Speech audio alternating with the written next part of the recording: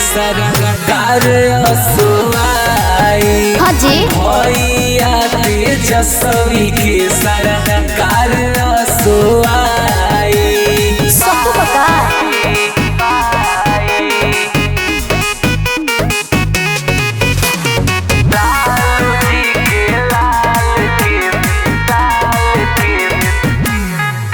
बाड़े सबका से बेस्ट चॉइस हो, पूरा करी है सबके ख्वाइश हो। ये तो सही बात बा। ई है साल बावे हो, युवा के जान बावे हो। बुझली सभे जनता के बदला लिया।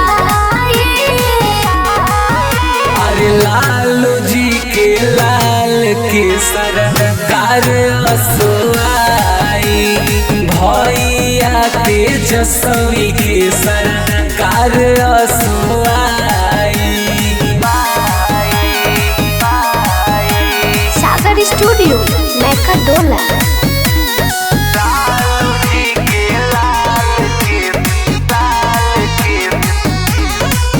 जनी राखी जा कोई पयासा जी, इहे दी है नेता के परी भाषा जी।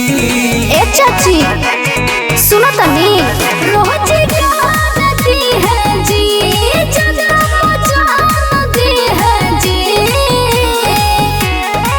ये अपन वोट के पावर दिखाई।